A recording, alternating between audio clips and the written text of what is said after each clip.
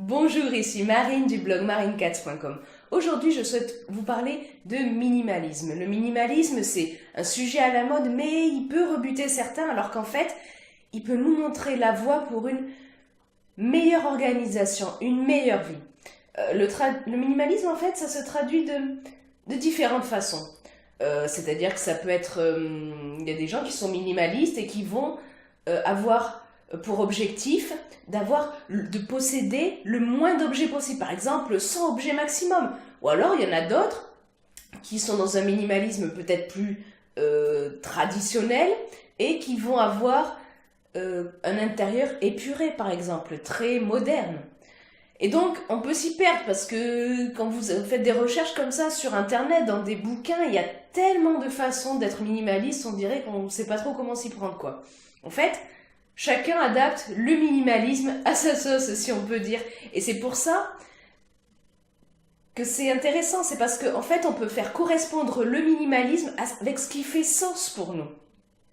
Et on peut rapprocher le minimalisme de la simplicité volontaire, ou bien de la loi de Pareto, qu'on appelle aussi loi du 20-80, c'est-à-dire 20% des causes produisent 80% des effets.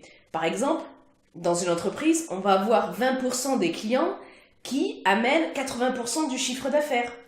Ou par exemple, si vous voulez faire le ménage, on va dire que souvent, si vous passez l'aspirateur, je sais pas, ça vous prend peut-être une demi-heure, ça dépend de vos logements évidemment, mais c'est beaucoup plus rapide et vous avez un effet bien plus important au niveau visuel que si vous échinez à astiquer tous vos meubles, par exemple. Ce qui est, vous voyez, l'aspirateur serait plutôt le 20 qui apporte 80% de résultats, alors que si vous passez votre temps à astiquer pendant des heures vos meubles, machin, c'est pas qu'il faut pas le faire, mais ça va vous prendre 80% de vos ressources, de votre temps, peut-être, pour avoir seulement 20% d'effet, parce que les gens, bon, et vous allez pas forcément vous en rendre compte au quotidien, à moins que vos meubles soient vraiment dégueulasses, quoi, évidemment. Mais ce qu'il faut bien comprendre, c'est que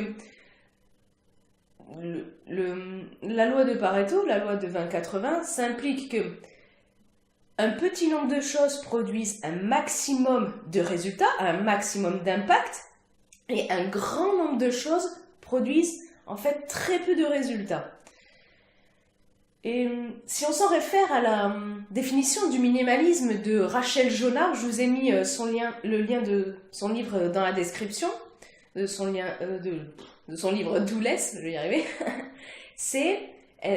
Elle dit que le minimalisme, c'est utiliser le moins d'éléments possible pour créer le maximum d'effets. Donc vous voyez, là, ça se rapproche évidemment du 20-80. Donc, beaucoup s'en inspirent de ça, du minimalisme, pour éliminer le superflu dans leur vie. Mais du coup, ce qu'il faut, c'est parvenir à mettre en évidence ce superflu. Et c'est pas forcément évident, on sait pas forcément comment s'y prendre.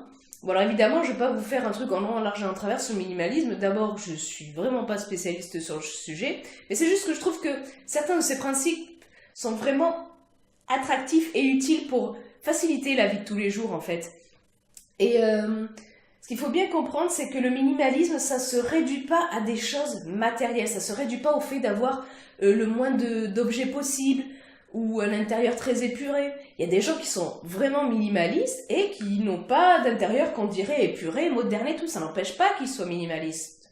Le minimalisme, ça se traduit dans énormément de sphères de notre vie, le matériel mais aussi l'immatériel. Et notamment, le minimalisme, ça peut se traduire dans l'organisation. L'organisation, c'est un sujet qui devient de plus en plus important dans notre vie. On s'y intéresse parce que souvent, on a une montagne de choses à faire, plein d'objectifs à réaliser.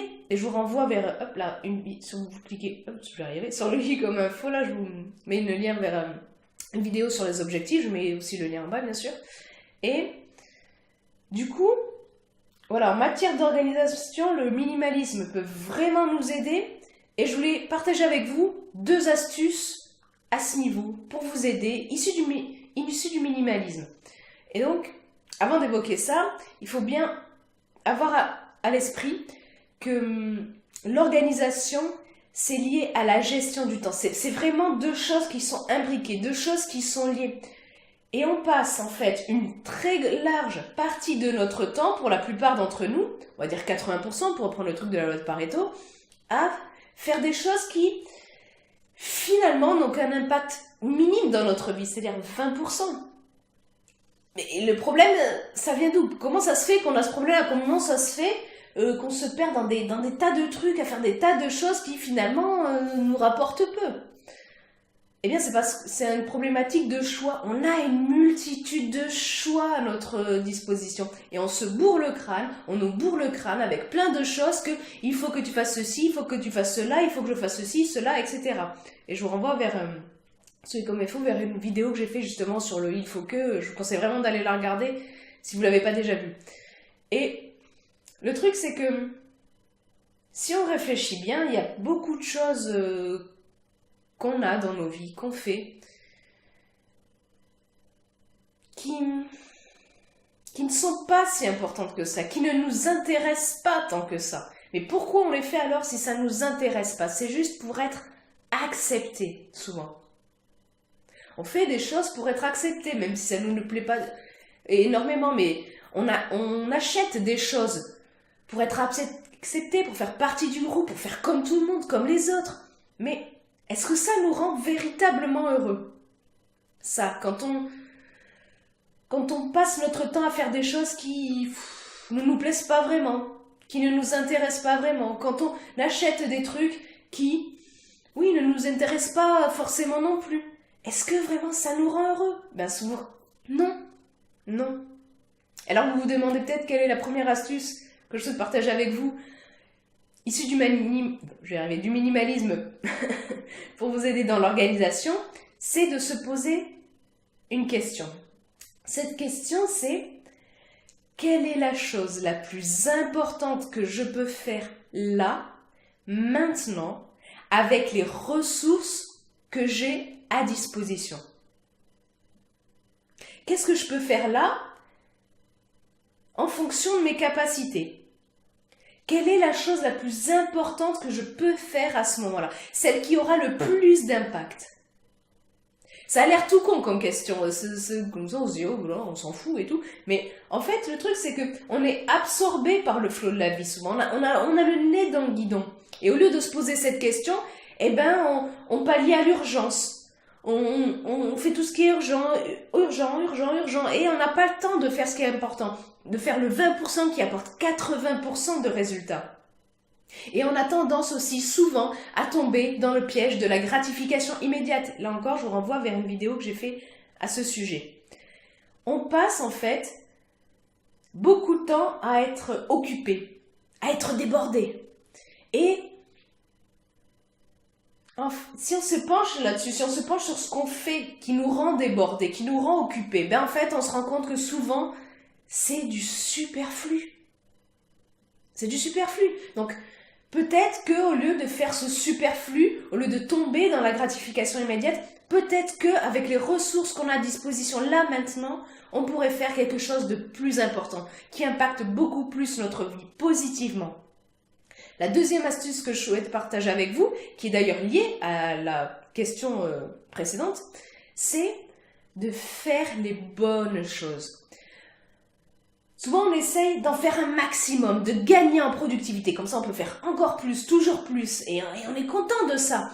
Mais on peut tomber dans des excès comme ça pour nous conformer aux attentes des autres. Pour gonfler notre gros ego comme ça. Il se la pète comme ça en se disant « Ah ouais, moi je fais vachement plus que machin et bidule et tout. Oh là là, je suis bien meilleur et tout. » Des fois, on s'en rend pas compte qu'on a ce truc-là en arrière-plan. Mais ça arrive plus souvent qu'on ne le croit. Mais le truc, c'est que on ne travaille pas forcément sur les bonnes choses. On n'est pas forcément occupé aux bonnes choses. Il y a des choses qui peuvent sembler importantes, mais ce ne sont pas forcément les bonnes choses à faire là, sur le moment. Donc, ce qu'on peut faire aussi, c'est combiner la première astuce avec la deuxième. Qu'est-ce que je peux faire là de plus important avec les ressources que j'ai à disposition? Quelle est, dans ces choses importantes, la bonne chose à faire là, maintenant, avec les ressources que j'ai? Et, je vais prendre un exemple. Mettons que vous avez un rapport à rédiger. Vous n'avez pas commencé ce rapport. Vous avez les éléments qu'il faut pour vous y mettre. Vous êtes comme ça devant votre ordinateur, qu'est-ce que vous faites en premier? Déjà, vous avez choisi, par exemple, de travailler sur ce rapport, au lieu peut-être d'aller regarder Facebook ou je sais pas quoi. Bon, déjà, c'est une chose importante. Vous dites, je vais travailler sur le rapport.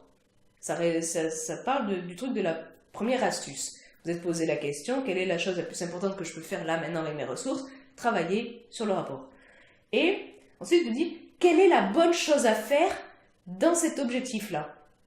Est-ce que, à votre avis, la bonne chose à faire, c'est d'abord de vous creuser la tête et de travailler à la forme du rapport, c'est-à-dire à la couleur, la police, quelle taille de caractère je vais utiliser, quel espacement je vais mettre entre tel et tel paragraphe, machin. Est-ce que c'est ça le plus important à faire pour débuter votre rapport ou est-ce que c'est de commencer à rédiger, travailler sur le plan, commencer à rédiger? C'est commencer à rédiger parce que si jamais, mettons, je sais pas, vous avez un souci, une urgence importante, au moins vous aurez pondu votre rapport, certes ce sera pas forcément super beau, mais au moins vous aurez pondu votre truc, vous aurez fait le plus important. La bonne chose à faire en premier, c'est vraiment de travailler sur le texte. Ensuite, la bonne chose à faire, une fois que vous aurez votre texte, ce sera que vous l'aurez relu, tout ça, ce sera de travailler sur la forme. Mais le plus important, la bonne chose à faire, c'est d'abord de travailler sur le fond plutôt que la forme. Vous voyez ce que je veux dire? Je vous renvoie, si le sujet vous intéresse, vers l'article beaucoup plus complet lié à cette vidéo. Je vous mets le lien ici sur le i comme info et bien sûr en bas dans la description, vous retrouvez tous les liens vers les vidéos que je vous ai parlé, les liens, tout ça. C'est dans la description et sur le i comme info. Si vous voulez vraiment aller plus loin là-dessus, je le renvoie là pour pas que la vidéo soit trop longue. Si vous aussi vous pensez que ces deux astuces issues du minimalisme peuvent aider à l'organisation, c'est-à-dire se demander quelle est la chose la plus importante que je peux faire là, maintenant, avec les ressources que j'ai à disposition, et là-dedans, quelle est la bonne chose à faire, cliquez sur le pouce en l'air présent en bas de cette vidéo. Vous trouvez également dans ce coin-là un petit bouton rouge, vous cliquez dessus, comme ça vous êtes abonné automatiquement à mes vidéos et vous recevez une notification dès que j'en publie une nouvelle. Je vous mets également sur le i comme info et dans la description un lien si vous voulez télécharger gratuitement mon livret sur l'estime de soi. L'estime de soi super importante pour votre bien-être, pour mieux vous organiser, pour mieux déceler aussi le superflu justement. Sur ce, je vous souhaite une excellente journée. Soyez vous-même. À très vite.